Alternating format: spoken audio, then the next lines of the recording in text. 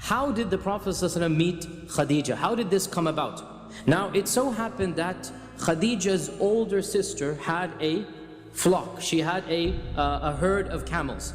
And her older sister hired the Prophet Muhammad ﷺ to take their flock out and to graze them outside of Mecca. And she hired two people. We don't have the name of the other person. The Prophet ﷺ and another young man. After the Prophet ﷺ had finished the grazing, they had to go back into town in order to collect their wages. So the young man that was with the Prophet ﷺ, and at this age the Prophet is probably 23, 24 years old, the young man that was with him said, now that we're done, come, let's go and ask our wages from Khadijah's sister. So the Prophet ﷺ said, why don't you go on my behalf, because I am too shy to go, because she's a woman. So the person came to Khadijah's sister, and it so happened that Khadijah was in her house at that time. And he asked for his wages. Khadijah said, where is Muhammad? He also has earned half of the wage. Where is Muhammad? So the man said he was too shy to come and ask it from you. And so at this, Khadijah's older sister said that I have not seen any man who is more shy and more noble and more honorable and more chaste in his interactions, because she's interacting with him because she's a woman, so she knows he's lowering his gaze, he's acting in a very elegant manner. So she says, I have never seen any man more, and then she kept on praising the Prophet ﷺ. And the narrator of this report says, this was the first time Khadijah heard of his name in such a manner. And just like any human being, that when a person is praised in such a manner, something entered her heart, because he's being praised in such a noble manner. And eventually, later on in the year, Khadijah had to send her own caravan to Syria. And Khadijah owned a lot of wealth, but because she's a woman, she cannot go herself to do it. And so every single time she has to hire a businessman. So when she heard this praise about the Prophet Muhammad ﷺ, she decided, why don't I choose this young man? So she sent a message to the Prophet ﷺ, why don't you take charge of my caravan? The Prophet ﷺ went to Abu Talib and said, oh my uncle, Khadijah has sent me such and such an offer, what do you think? And so Abu Talib basically said that, oh my nephew, Khadijah is well known to be the richest woman, and this is definitely much better than the job that you're doing now. You're going to get, inshallah, a good sustenance. Allah has blessed you with this opportunity. Do not say no to her. And so the Prophet ﷺ said yes, and Khadijah sent one of her servants along as well to him, and the Prophet ﷺ took the caravan to the city of Busra.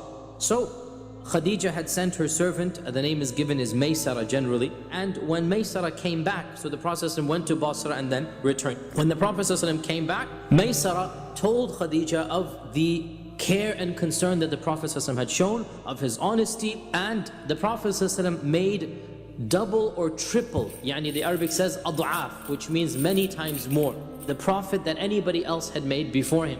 This is now increasing the emotions that Khadijah has. There's nothing wrong at all with her now having a desire to marry the Prophet Muhammad ﷺ. And subhanAllah, what lady would not have desired to marry the Prophet Muhammad ﷺ?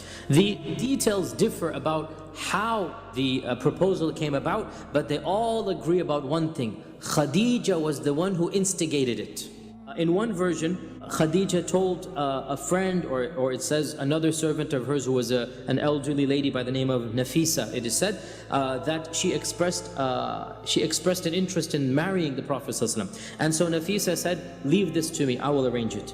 And so she visited the Prophet ﷺ, and she was an elderly lady, and she said that, oh Muhammad ﷺ, again he's not a prophet at this time, oh Muhammad ﷺ, why don't you get married? So the Prophet ﷺ smiled and said, and who would marry me?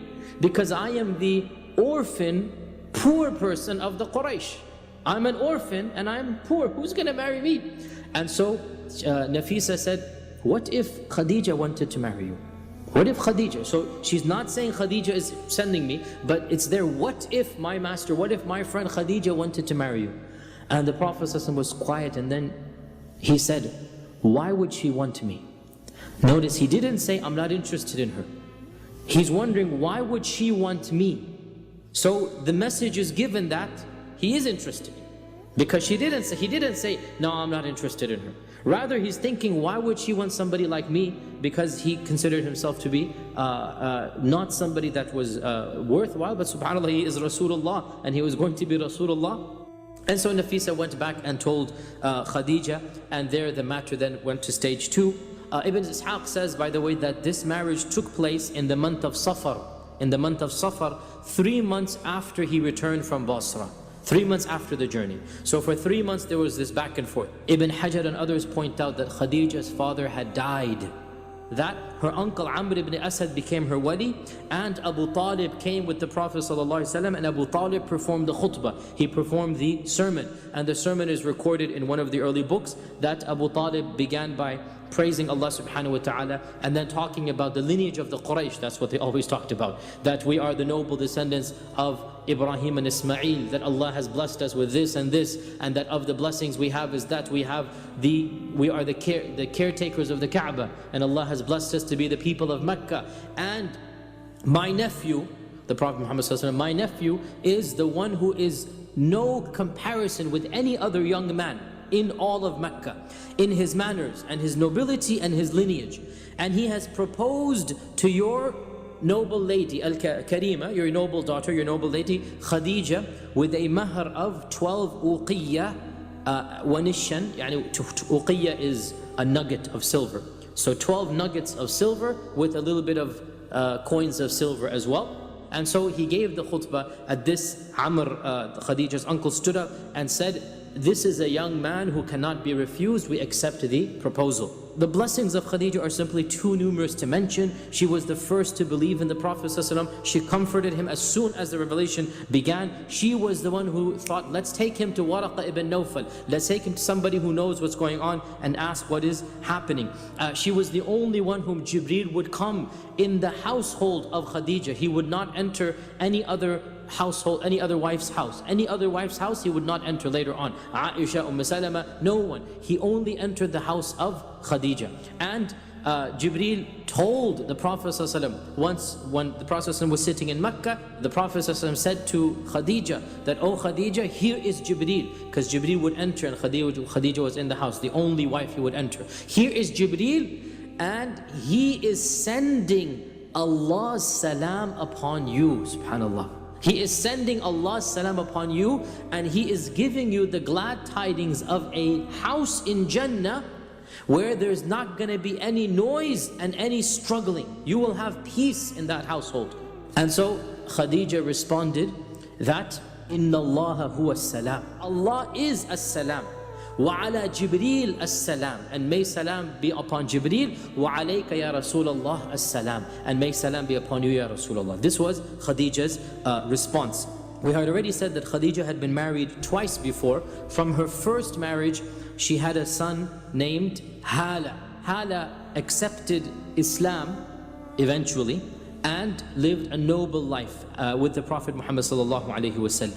The Prophet ﷺ and Khadijah had at least 6 children. I already said this, that all of the children of the Prophet ﷺ were through Khadijah. The first child of the Prophet ﷺ, you should all know his name, it is Al-Qasim.